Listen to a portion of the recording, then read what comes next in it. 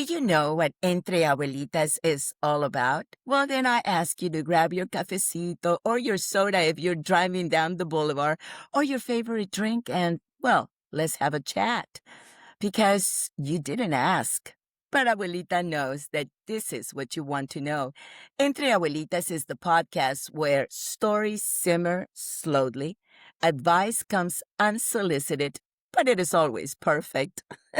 This show was created because I know that there is this powerful being inside all of us, and that is the power of our abuelitas, because they didn't just raise families, they raised entire philosophies. Entre Abuelitas exists because wisdom doesn't always come from books.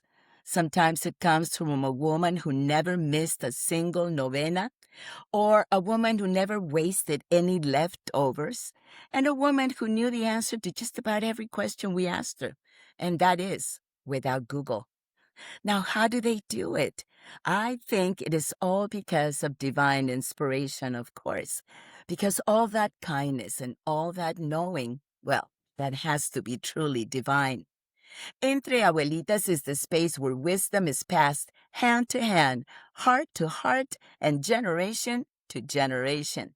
Now let's jump right into Lily Talk because this is Entre Abuelitas, and I am your host, Liliana Montenegro. And thank you so much for being with us today. Muchísimas gracias por el placer de su compañía semana tras semana. Y no se olviden, ahora tenemos a Entre Abuelitas en español, un pequeño homenaje a todas ustedes por unos minutos cada semana. Así que no se lo pierdan. Don't forget, we already have Entre Abuelitas en español.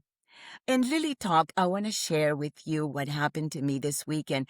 And it is also because we have talked about caregiving our parents, our elderly parents, for weeks now. We have done shows over and over about it. And I want to share with you what happened this weekend when my sister and I visited our mother at the board and care facility. Well, I have to tell you something. We were pleasantly surprised. Even though mom insisted, ¿a qué hora me voy? ¿Cuándo me voy?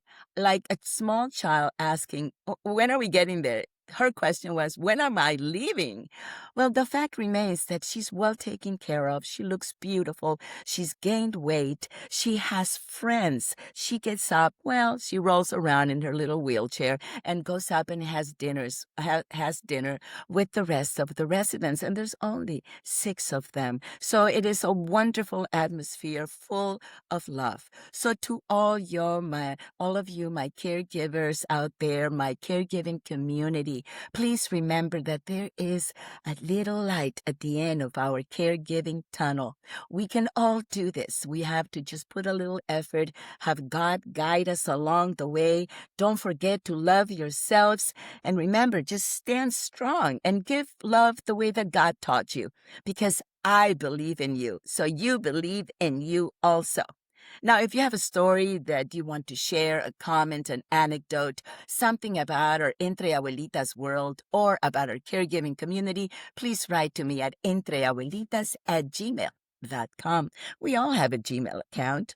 This is a space where laughter is medicine, where kindness is currency, and where every story starts with, well, just like my abuelita used to say. We are here to honor the women who taught us to love fiercely, to forgive deeply, and to laugh loudly even when life is hard.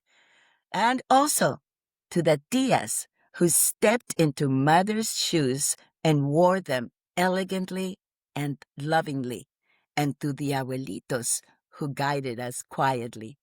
Everything that reminds us of who we are and where we come from. Because Entre Abuelitas is not just a podcast. It's a reminder that nurturing is strength, that tradition is a gift, and that sharing our stories will not only cements them, but keeps our roots alive. So settle in, feel at home, or feel nicely in your car. Listen to us and remember that if an abuelita is talking, like I am and my guests will, well, you're probably going to learn something, whether you asked for it or not. So stick around with us here in Entre Abuelitas. Today's conversation is woven from love, legacy, and the quiet strength that our guest has stepped into. She has an extraordinary story to share with us, a life that started at 20 years old when she married into royalty. Yet she never stepped away from the values that truly crowned her and made her our favorite queen. She's a grandmother of two beautiful boys, a celebrated Hollywood actress and director, and a woman whose path has always been guided by the steady presence of her abuelito and the nurturing arms of her tias. She was born in Puerto Rico. Her roots have carried with her kindness that it always feels familiar, a warmth that feels like home. She's an amazing lady. Her life reminds us that grace is not inherited from any title, but it is shaped by family culture and the abuelito and the tias who raised you. Today, we sit with an amazing woman. You probably have seen her time and time again on hundreds of commercials that she beat me out of, but I'm not going to complain about that. You've seen her in hundreds of shows for years and decades now. Probably you've seen her and, The Lincoln Lawyer, NCIS Los Angeles, and even A Christmas Carol. So without waiting any longer, I would like you to meet this amazing and incredible Hollywood actress and abuelita. Please welcome to the Entre Abuelitas stage, Gloria Laino Kennedy. How are you? Hola, I'm doing great. What a great introduction. That was so beautiful. Oh, well deserved, my love. Well deserved. There is so much to talk about your life. It is full of strength and determination to always move on forward. But let's start by talking about how early you knew of your dreams. I was a baby, almost 8 years old, and I was raised in a small town in Puerto Rico. It's called Guanica. It was about 14,000 people back in the 50s. And Wow. I I knew that I wanted to be a performer, a storyteller. Mm-hmm. So I used to bring my little neighbors and set up in the backyard a little theater, and I would give them their lines, the story, and we would improvise, obviously. And with I was always the lead, and the director. And My the director, yes. and to this day, one of my neighbors, she reminds me of that. Oh. Because that was many years ago, but she still remembers, and it made an impact in her life. She became a teacher, you Oh, know? a So that's theater what acting teacher or yeah, she became a teacher. That's really? what I wanted to do. I wanted to empower people. Yeah. Which you continue to do until today. Because since the day I met you, mi señora Gloria, mi hermosa Gloria, you have been nothing but full of kindness and love whenever you saw me, wherever the circumstances were. And for that humanity and that kindness, I will forever be grateful. But this is not about me crying on the show. This is about you. But I want to ask you something because this is the important part. When you were young, you were raised by your abuelito and your tias. Share with us that story. Okay, when I was 4 years old, my aunt, Gloria, her name was Gloria too, she went over to New York where my mom was raising her other three kids, a single mom, Okay. on 43rd Street, Manhattan. Um, and she convinced her that my grandfather and my two aunts would be uh, better capable, and I wouldn't say capable, but able to take care of me because it was tough those days, and especially Yes. for a single mom that had to work. So my mom said yes.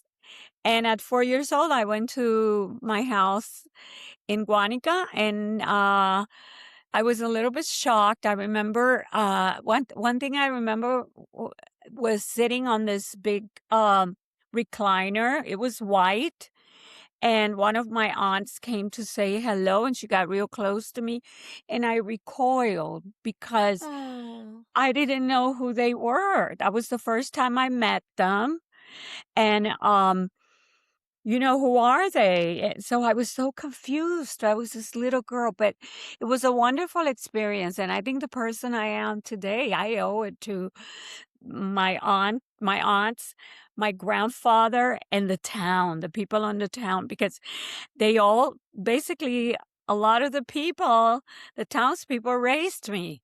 So it truly takes a village. It takes a village. It does. And it takes a village if you're open to it. And I was always a very curious girl. And I like to learn about people. That's why I love storytelling, because you get to learn how different people are, and then you're able to tell their stories, right? That's what Mhm. you, that's where you draw from as an actor, writer. Mhm. Mhm. Um, and it was, to me, it was a wonderful experience. It shaped who I am today. And, you know, of course, I missed my mom, and I don't know how my life would have turned around, or turn out to be if I had been Well, with not, my not mom. only was it a different place, but a different time. So it was the 50s. She was in New York. You were in Puerto Rico. Of course, you were going to soak in a little bit more of the love, the familiarity, the culture, the togetherness that your mother was not able to experience that much with your other siblings because a single mother in the 50s working hard, being judged every day for who you are, where you go, what you do, who you have. It was a hard life. So kudos to her, and not only that, but kudos to the family altogether who decided we can all help. We can all do Mhm. this. And though you were a little confused at the beginning, I do think that it opened another world completely for Oh, you. absolutely. Yes, So absolutely. tell me, your abuelito, and this is where I get so impressed about that because even though people might probably be asking, where was abuelita? Where was abuelita? Share with us. That's another part of the story that's very interesting. My father had remarried, and he had 2 kids. They lived in the Bronx, and so they could go work. My abuelita went to New York to take care of my 2 brothers. Wow. So it was a Wow. a sacrifice. A lot of sacrifice, but a lot of union. But at the same time, and I think we talked about this, your grandpa was still a young man. He was in his 50s when this started happening. Now Yes. tell me, what is if when someone mentions your abuelito, what is the first feeling that comes to you thinking about him? He to me, he's my everything.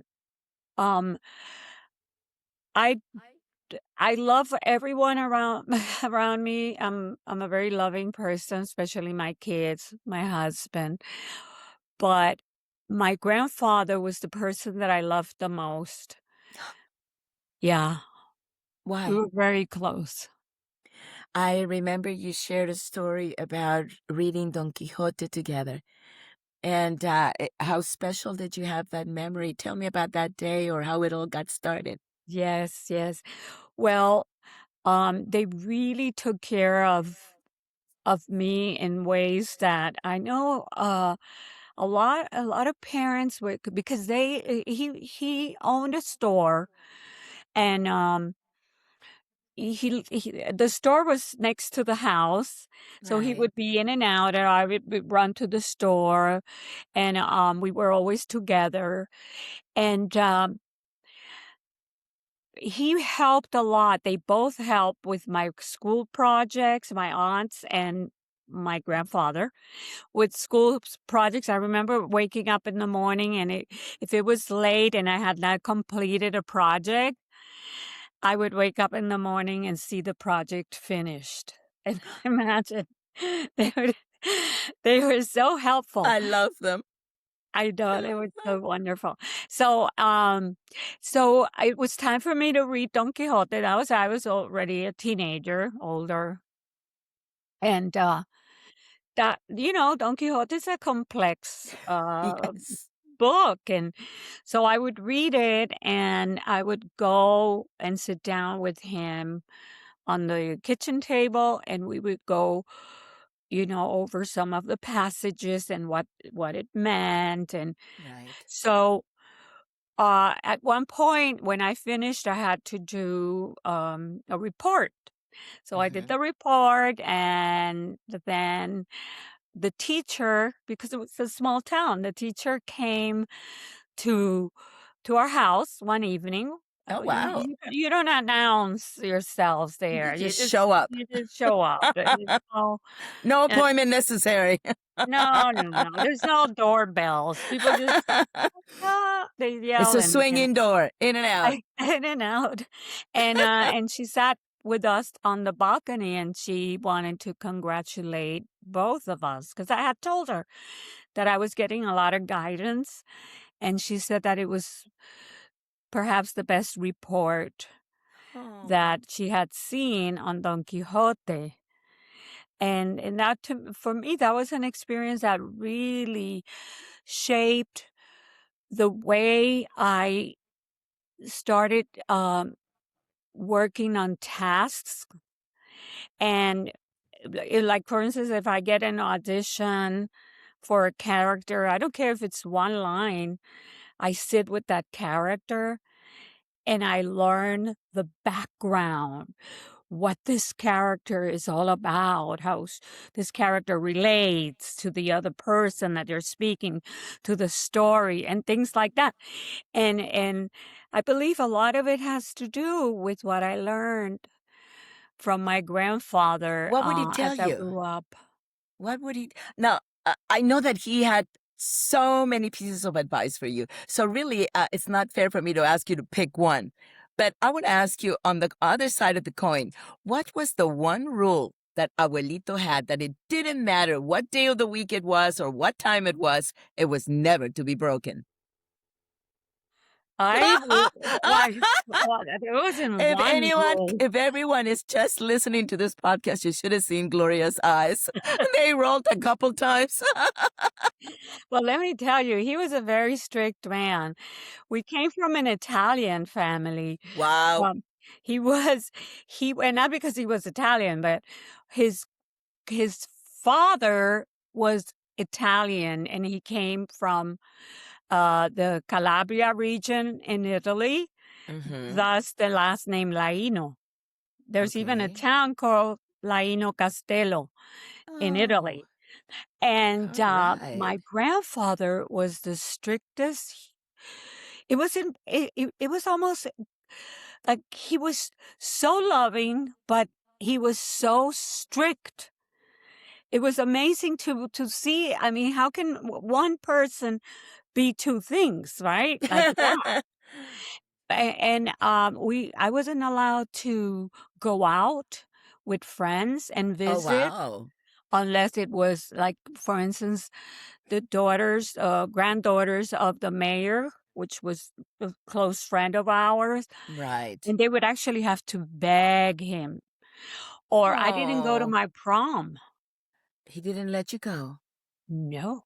Oh, what was his reasoning? What was the reasoning behind that? Well, girls shouldn't be out like that and not be dancing with boys. And I was Oh, 17. Yeah. abuelito, what do you think grandma's doing in New York? I'm Well, but sure with his training, nothing but nothing. staying home. Well, then we move on. We grow up. We have all this love.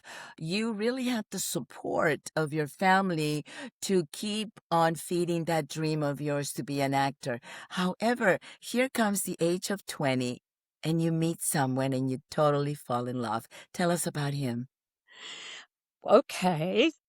Um, yes, I was a little younger and I went to do an internship in Clearwater, Florida, Oh, and yes. I met this beautiful man, um, inside out, and he was from Jordan, Wow.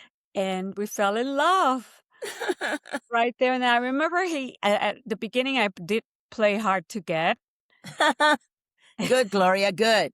Grandpa Uh-huh. taught you well. Yes, exactly.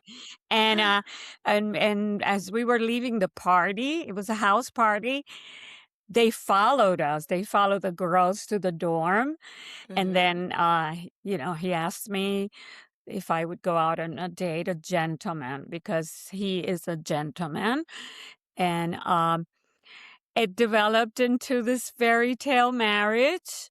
We got Oh, married in the little, church in my hometown. He went okay. first to Jordan, and then, um, I followed him You on went my to live in own Jordan. Wow. at 20. I was almost 21, and, that's when I had my baby. We had our first child in Jordan. Oh my goodness. Yeah. And you still have a child who lives in Jordan. Yes, I do. I have a daughter and a grandson in Jordan, and I have another from that marriage, another, son that lives in Fort Lauderdale, and we have a grandson. He's 3 years old. Oh, that But it is was so a beautiful beautiful. marriage. And yes, I know that I wish you a clear mind and clear heart when it comes to your daughter being so far away and through the circumstances going on in this world. Let's just keep on praying that everybody stays safe in that part of the Thank world. you. Absolutely. But now you decide to come back home. Yes, I decided to come back home because something in me always kind of geared me towards being an actor, being a storyteller. I was never content with anything else but. So I think if I was asked for a resume today, I would not get hired in any job because Because you've never done anything else but. no, because I did so many things. Like Oh, before. interpreter, director of human resources. I even was telling some friends today that I worked in a nursing home for one night. And Okay, share that with us. Now that we're talking about this caregiving world, how did you get to work? Why? it Why? was like I needed a job. So I worked in a nursing home and I think I lasted about 5 hours. And I walked into a room and there was somebody that unfortunately had said bye-bye to this world, and I took off running, and No I never went kidding. back. Oh, it scared you. It It scared scared me. It's I mean, it's kind of funny, but because you should have seen me it just is. like, boom, Well, you out kinda of there. expected to see But people like that in that place, yeah. yeah, yeah, well, I mean, But you okay, weren't ready. I First wasn't night. ready. I wasn't ready. I just knew you know, that that wasn't a job for me. It's like I Uh, was a waitress also for, right, like, 5 days. right. So when did your first acting job hit? When did that happen? So, it's interesting because from Jordan, I ended up in Washington, DC with Right. a high-powered job. I was like a director of human resources at the JW Marriott. My job was like employment manager or something like that. But anyway, and one of my employees had been There's a a big plane going coach. over. I know. I know. And they usually don't come around here, but anyway, so one of my guys that worked for me, he was a coach, Uh-huh. and he would coach me, and we just basically I started doing a lot of scenes with him, and I learned so much because I was always so eager to learn about the craft. It Right. was the one thing that excited me the most. So, and after that, I moved to Miami where I basically started doing took training, a lot of training, Mhm. commercials, soap Mhm. operas. Right. Um, and movies.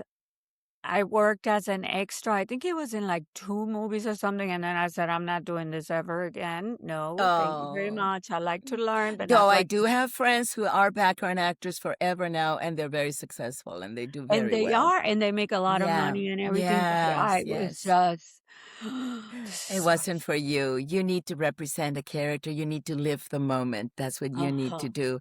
So, but you are in Florida, and now you're in California. When does that happen? Okay. I know When I'm moving you, but if you can believe oh, we've that's already been wonderful. talking half an hour. Oh my god, that's so good, and I still have so much to say. I know. Oh boy, and we haven't even started. No. Anyway, I but just one anecdote about the Miami experience that I'd Right. like to share because it's important. It's important for people that are younger and that are starting and that question what they should be doing. And I was doing a play called Yerma of Federico Garcia Lorca, Uh-huh. and I played one of the sisters-in-law. And the only thing this character said was, Yerma, Yerma, aquí está. She would come in and out of the stage, and it was me and another lady. And I told my sister, who was also had done some acting in the past, I said, "Oh, I wish I had a bigger role. This is such a small role." And she says, "I'm going to quote you what a Stanislavski quote. Of There course. are no small parts. There are Only small only small actors. actors." And I'm like, "Oh gosh, and I don't wanna hear that," but I did it. And there was a casting director in the audience, and he met me there, and the next week, I was doing my first principal role in a soap opera. Oh, okay. Yeah, and It's then I it is came. also it's also the right time and the right place, but Yes, you also put in the work, and that is what's so necessary for the young ones to hear. yes, Just because even now, at the age that we are, we have to continue training in our trade. You still have to do the work if you wanna book and get some money absolutely. happening. But as we move forward, you come to California. And is that where success really shows up for you? That's where I started working m more. Um I think for me, the definition of success is what Dick Clark said when he was asked. He was asked, "What is success?" And he says, um, "Doing what you What you love." love. Mhm. And, in terms of, well, getting the right roles, that's wonderful. G- like, getting a name for myself, whatever that means, that's wonderful. But to wake up every morning and know that I have something to look forward in terms of my work, my craft, my passion, what I love, that is success. So this is where Oh. I'm being successful. Oh, I love you, Gloria. You're such a And beautiful woman. You really, really are. Now, let me ask you one little thing. If your abuelito was sitting next to you and your tias were on the other side, what would they correct about this conversation? What would they say? first, when I still do stage because I love it. I love Hmm. doing stage plays. And before I go out, I always thank them Oh, before I step 1, 2, so the earth, I feel the energy from the earth just come okay. through me Okay. and enlighten me. Oh. And then I say, Titi Delia, Ah, Tate, Titi Gloria, Abuelito, gracias. And be with me. of course. And I think they're just gonna love me Forever. for that. 'Cause I still they're a part of who I am. Is there one special memory that you carry from either one of them three? One thing that still carries you through to this day? Yes. I remember that at some point when I was in college, I, for some reason, got into, like, a rebellious stage, and I went to, I didn't go see them. I was in San Juan, the capital, and they Mhm, were in the South. It's like 2.5 hour drive, at that time, way more. And, mhm. uh, and I disappeared for like a year. I just wanted to be on my own. I was like independent. I didn't want anybody to tell me. And then when I I can do went, this.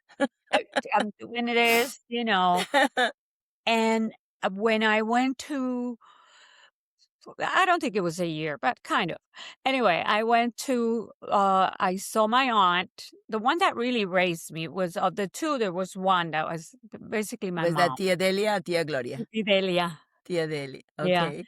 So, I went in and I had my hair really curly and, like real curly long, and I never brushed my hair because, it was a lot of curls. And she sat me, I was 18 or something, and she sat me on her lap. And I remember that moment. It was like, "Oh my god, you're back." And she sat me on my lap, and then she said, When is your hair gonna see a brush?"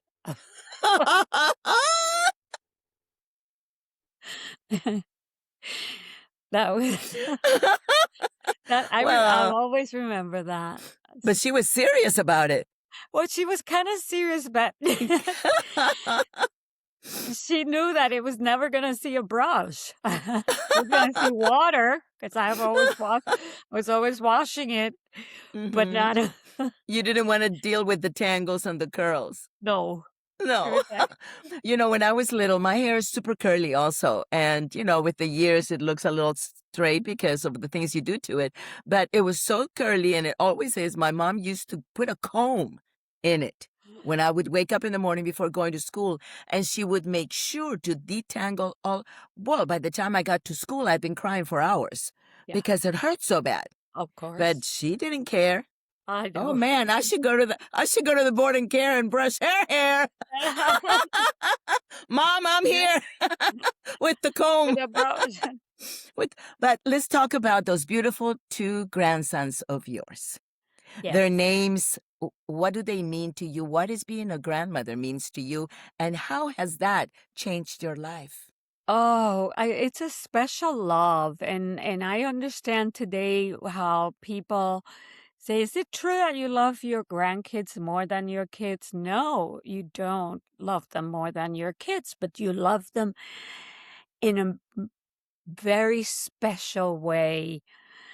The eldest is 14 now. Wow. I went to Jordan when he was born. Uh-huh. And I remember holding him in my arms, and the feeling was just one of the most beautiful feelings I've ever felt. I still feel it to this moment. Yeah, And it is sweet. he's grown to be, he calls me Garma instead of grandma because his first language is Arabic. Right. And he didn't know how to say grandma because he speaks English and Oh, Arabic. So to this day, he calls me Garma. karma. That is so And beautiful, though. he's just special. He's special. And, the same with the other one, the 3-year-old. He is the cutest little boy. He rides a scooter. And I don't know how he gets how coordinated is his child at 3 that he's running around with a scooter backwards with one arm and one leg and Well, they're much braver than we were back then. oh They my are. goodness.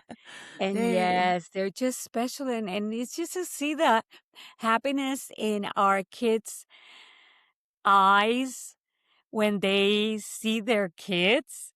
That makes Mhm. us happy, and then we see it us also. That makes us it's double happiness. What is the one thing you learned from abuelito that you will pass on to them? That's such a beautiful and important question. I would pass on the meaning of relationships and that's the most important thing, your family, the love that you have, and I'll pass on to them to be kind to everyone. Because I think that's what if you an adjective for me, I mean, kind. I'm a kind person, Yes, you are. Yes, and you and I are. and I want my kids to be like that. Where does your kindness come from? I I feel like I know. I Who mean, showed it to you? there's my grandfather and my aunts. Yeah. I feel like I was born like this in a way. Like, I don't really work on it. It's just the It person comes who I easy. am. It comes easy. Well, we're very happy that it does because knowing you, first of all, meeting you, I know I've been doing this for almost 30 years now, and I've known you since then, and everyone else that is our abuelitas group, but from day one, there is a difference on who opens their arms with kindness or with kindness in their eyes that actually opens doors for you. It doesn't leave you behind, and that's Right. how you make us feel. We have come to well, look, we're at over 30, we're good, but if there is one thing, and I want to say though, you do have a film that is still currently showing in the festival circuit. Talk to us about that, please. Yes. The film uh is called 10 Segundos, and it's a true story that happened in my hometown of Guanica, Puerto Rico. Hmm. And with two boys that go to the river, and one drowns. And the survivor of the story told me what had happened. He's still around. And I knew that I wanted to tell the story and give it as a gift to my hometown. Oh, So I wrote to it your for each village. and it takes a village because Oh, everyone, it's a short film, that we don't make much money doing those short no. films, but It's your the money that is invested more than anything. it's yeah, we invest more, but many, many people came together. I use townspeople as characters, people No. that had never acted before. Maybe they had acted in a play at church or something. Some of the characters are from uh just my neighbors, my cousins, Oh. and to see that we screened it in Guanica, and to see their faces, to see themselves on the big screen. What a joy it was, because I have always believed that if I have something and I can give it to someone else, to give back. I believe that giving back is so important, because it makes you grow, and it makes other people enjoy, you know, a moment. And it's so beautiful. I remember doing the shoot, and people bring me a cup of coffee, or just You're making me cry here, it is because it, not only you are a kind human being, um, but in the what you have done for that town, that is something that no one will ever, ever forget. You have gone beyond the limit, beyond the threshold of what kindness means. You have given them yes, hope, happiness. You have given them dreams that they would have never thought of by seeing themselves on the big screen. yes, I yes. mean, what is the most beautiful comment that you received from any of them? There were so many. There was one person that said, "Thank you for putting our little town on the map, because we needed it." Because you see, my hometown suffered through Maria, the Hmm. storm. the Right. hurricane, Right. and they suffered through a 6.4 earthquake. Earthquake. That a lot of the homes were devastated. I mean, the whole town suffered from this, and it was a beautiful little gift for them. I don't, I wish I had more to give, but that's a great But you've beginning. already given so much, Gloria. Yeah.